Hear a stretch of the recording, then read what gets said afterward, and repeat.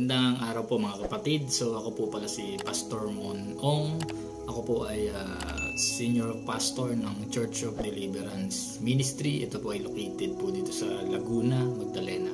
So gusto ko lamang po kayong sharean para po malaman ninyo patungkol po sa ating Panginoong Hesus. No? Gusto ko hong malaman ng bawat isa na ang Diyos po hanggang sa ngayon po ay nagpapagaling. Hindi lang po nagpapagaling kundi gumagawa po siya ng himala.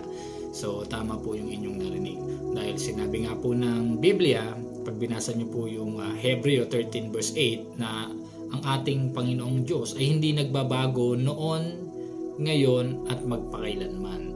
So isa pong nature ng ating Panginoong Hesus, si Jesus Christ, ay magpagaling. So wala pong pwedeng magsabi na hindi na totoo na ang Diyos ay nagpapagaling. Kasi pag ganun po ang mindset ng tao, ibig sabihin, mali po ang paniniwala niya pagdating sa Diyos. Pag binasa po natin ang Bible sa four gospel, pag sinabing four gospel, yung synoptic, no? Yung Mateo, Mark, Luke, John, wala po kayong mababasang account ng Bible na si Jesus po ay hindi gumagawa ng himala. Hindi po siya gumagawa ng milagro, hindi po siya gumagawa ng pagpapagaling o pagpapalais ng demonyo. Dahil ito po ay isa sa mga mission niya, na siya po ay magpakita na ang kapangyarihan po ng kaharian ng Diyos ay hindi lamang po sa pamamagitan ng pagsasalita. Sinabi ho ng Bible yan. Hindi lang ho pwedeng sa pamamagitan lang ng pagtuturo. Dapat ho mahalaga po na sa isang mangangaral na pinakikinggan natin ay hindi lamang po sila nagsasalita ng kanilang itinuturo, kundi dapat po yan ay dinidemonstrate. No? Pag sinabi pong dinidemonstrate, dapat po ipinakikita po nila sa tao na pwede po nilang i-apply yung natututunan nila sa Bible kung paano po yun nangyayari. Example na lang po, no? Dapat po ang isang mangangaral ay ipinakikita niya rin sa mga nakikinig o sa mga miyembro niya na talagang gumagaling talaga ang tao, di ba? Kapag ang isang mangangaral ho, turo ng turo na si Lord nagpapagaling, si Jesus nagpapagaling, maniwala ka sa Panginoon, siya ay nagpapagaling. Kailangan i-demonstrate din po niya mga kapatid na gumagaling nga talaga ang tao ayon sa sinasabi niya. Amen? Kasi kapag ang tayo, mga mangangaral, kung tayo ay natuturo pero tayo mismo hindi natin nararanasan yung kagalingan, yung kapangyarihan ng Diyos, para po nating sinabi na yung ating natutunan hanggang dito lang. Diba? Para po tayong mekaniko ng sasakyan na inaral mo lang pero sa totoong buhay hindi mo pa talaga yan nagagawa, diba? Hanggang dito lang tayo pero pag actual wala na.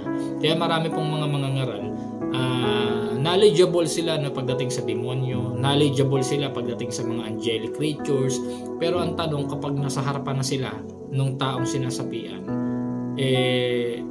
on the spot kaya na kaya nilang mapalayas ang demonyo sa pamamagitan ng pangalan ni Jesus, no? Yun po yung sinasabi ko mga kapatid, na gusto kong malaman ninyo na si Jesus hanggang ngayon nagpapagaling.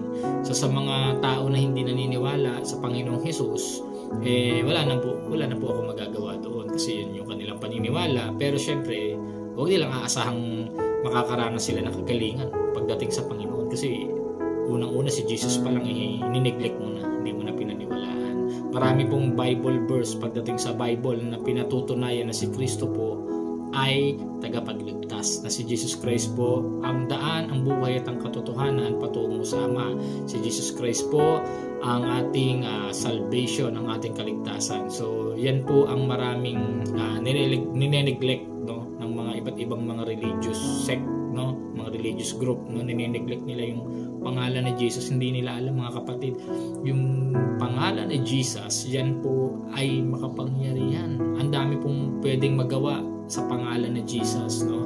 Pwede ka makapagpalay sa demonyo, pwede ka pang makapagpagaling ng may sakit sa pamamagitan ng pangalan ni Jesus, pwede kang makakita ng himala sa pangalan ni Jesus. Kaya mga kapatid, sa oras na ito, china-challenge ko po kayo na ang ating Panginoong Hesus nagpapagaling pa rin siya until now. So wag po kayong makinig minsan kapag may nagtuturo na hindi na yan totoo, diba? So ibig sabihin pala, pati pala ang Bible hindi na rin pala totoo. Pati pala ang tao hindi na rin totoo kasi sino ba ang gumawa sa atin? Diyos, diba? Pero hindi nila pinaniniwalaan yung gumawa sa atin. Amen. Kaya nga mapalad po tayo.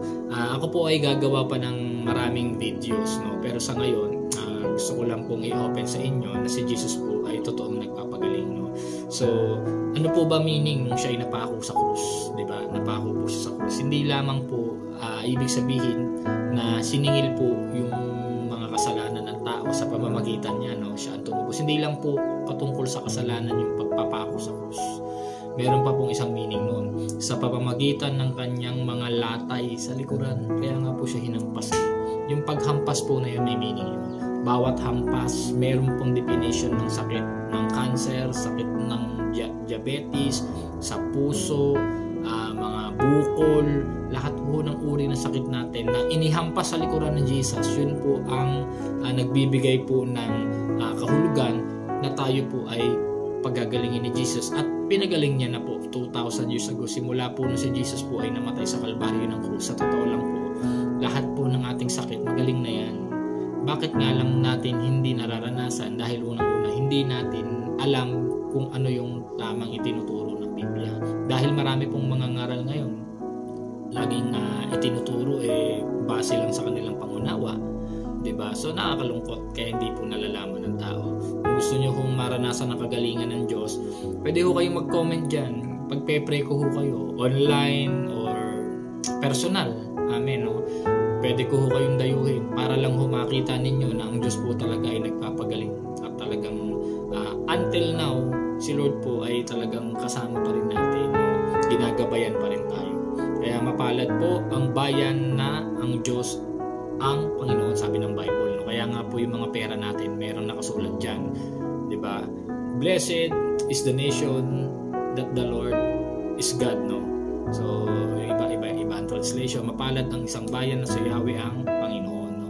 Bakit? Kasi ang mga Pilipino, tayo Pilipinas, no? Mga Pilipino na nakatira dyan, talagang culture natin yung madasalin, mga panalanginin. Yun nga lang, doon po tayo nagkakaiba dahil maraming mga paniniwala na Jesus nga rin ang pinaniniwalaan, pero ang tanong, yung Jesus kaya pinaniniwalaan nila yung Jesus sa Bible tinutukoy, diba? Kailangan po doon po nagkakasundo tayo. Kasi sa Bible po, lagi nyo tandaan, si Jesus na tinutukoy sa Bible makapangyarihan at gumagawa ko ng himala. Now, sa panahon po ngayon, karamihan ang gumagamit sa pangalan ni Jesus, gumagamit din ng mga salamangka. So ibang part pa po yun, no? So ngayon po, gusto ko lang pong malaman ninyo na ang ating Panginoong Jesus nagpapagaling, no? Hindi ko sinasabi na ang doktor walang kwenta. Meron po. Sila po ay ginagamit din ng Diyos para magpagaling para sa ating mga tao. Pero lagi ko pong ipapaalala sa inyo, kapag wala nang magawa ang doktor, meron pang Diyos na pwede nating takbuhan. Kaya nga sinabi ng Biblia, sa pamamagitan ng kanyang latay at sugat, no? Hindi lang sa pamamagitan ng kasalanan mo tinubos tayo, kundi pati sa sakit karamdaman tayo ay magaling na, pinagaling na. Kaya patuloy po tayong mag-update sa aking videos, no? Uunti-untiin po natin na ma-share ko po sa inyo yung ating pinag-aaralan para na sa ganung maunawaan. Yun lamang po, ito po yung pinakaunang step. Kailangan po mabago yung ating isip. Baguhin niyo yung isip niyo. Alisin niyo po yung isip na ang Diyos ay hindi nagpapagaling, ang Diyos ay hindi nakikinig, ang Diyos ay natutulog, no? Alisin niyo po yun. Kailangan ang i-input niyo, ang Lord ay nagpapagaling, si Jesus ay nagpapalaya ng sakit karamdaman, si Jesus ay gumagawa ng himala.